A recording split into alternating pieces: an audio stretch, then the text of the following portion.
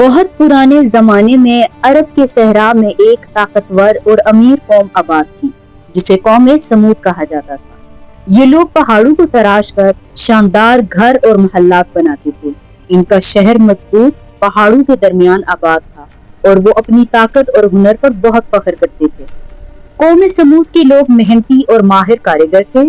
وہ بڑے بڑے پتھروں کو تراش کر پہاڑوں کے اندر خوبصورت گھر اور عبادت گاہیں بناتے تھے۔ دور دور تک ان کے بنائے ہوئے محلات نظر آتے تھے۔ وقت کے ساتھ ساتھ یہ قوم اپنی طاقت اور دولت پر مغرور ہو گئی۔ وہ سمجھنے لگے کہ دنیا میں کوئی بھی انہیں شکست نہیں دے سکتا۔ ان کا غرور اور تکبر دن بدن بڑھتا جا رہا تھا۔ اللہ تعالیٰ نے اس قوم کی ہدایت کے لیے حضرت صالح کو نبی بنا کر بھیجا۔ O people of Thamud, worship one God, the Creator. حضرت صالح نے اپنی قوم سے کہا، اے میری قوم، صرف اللہ کی عبادت کرو، وہی تمہارا رب ہے۔ Brothers, accept the truth of one God, the Creator. We hear and obey, our hearts are open. One God alone. لیکن زیادہ تر لوگوں نے ان کی بات کو سنجیدگی سے نہ لیا۔ کچھ لوگوں کا ایمان لانا، اگرچہ بہت سے لوگ انکار کر رہے تھے، لیکن کچھ نیک اور عاجز لوگ حضرت صالح کی بات سے متاثر ہوئے۔ انہوں نے اللہ پر ایمان قبول کر لیا اور سچائی کا راستہ اختیار کیا۔ We demand a miracle. Show us your power. قوم کے سرداروں کو یہ بات پسند نہ آئی۔ انہوں نے حضرت صالح کا مذاق اڑایا اور کہا، اگر تم واقعی اللہ کے نبی ہو تو ہمیں کوئی معجزہ دکھاؤ۔ قوم کے لوگ ایک بڑی چٹان کے پاس جمع ہو گئے اور حضرت صالح سے کہنے لگے، اگر تم سچے نبی ہو تو اس چٹان سے کوئی نشانی دکھاؤ۔ یہ دراصل ایک مشکل امتحان تھا۔ پھر اچانک ایک حیران کن منظر پیش آیا۔ اللہ کے حکم سے وہ بڑی چٹان پھٹ گئی۔ لوگ حیرت اور خوف سے پیچھے ہٹ گئے۔ اس چٹان کے اندر سے ایک بہت بڑی اونٹنی ظاہر ہوئی۔ یہ اللہ کا عظیم معجزہ تھا۔ حضرت صالح نے فرمایا، یہ اللہ کی اونٹنی ہے، اسے نقصان نہ پہنچانا۔ وہ اونٹنی روز صحرا کے کنویں سے پانی پیتی تھی۔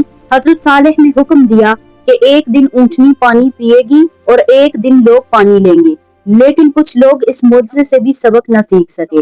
قوم کے سرکش لوگوں نے خفیہ طور پر ایک سازش تیار کی۔ انہوں نے فیصلہ کیا کہ وہ اس اونٹنی کو ختم کر دیں گے تاکہ حضرت صالح کی بات جھوٹی ثابت ہو جائے۔ آخر کار ان سرکش لوگوں نے اللہ کی اونٹنی کو قتل کر دیا۔ یہ اللہ کے حکم کی کھلی نافرمانی تھی۔ 3 دن کی مہلت۔ حضرت صالح نے غم اور افسوس کے ساتھ فرمایا، تم نے اللہ کی نشانی کو قتل کر دیا ہے۔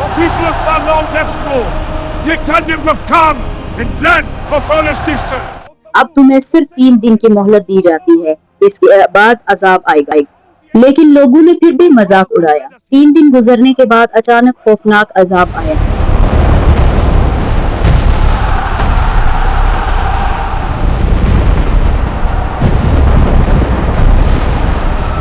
زمین زور زور سے کانپنے لگی اور آسمان سے ایک ہولناک چیخ گونجی۔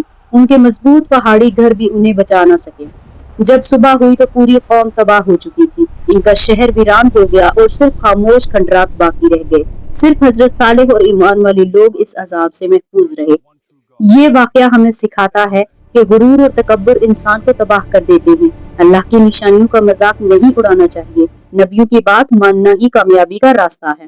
اگر آپ کو ایسے واقعات پسند ہیں اور آپ ایسی ویڈیوز دیکھنا پسند کرتے ہیں تو ہمارے چینل کو سبسکرائب کریں اور اپنے فرینڈز کے ساتھ بھی شیئر کریں۔ انشاءاللہ ملیں گے اگلی ویڈیو میں۔ اللہ حافظ۔ کمنٹ میں سبحان اللہ ضرور لکھیں۔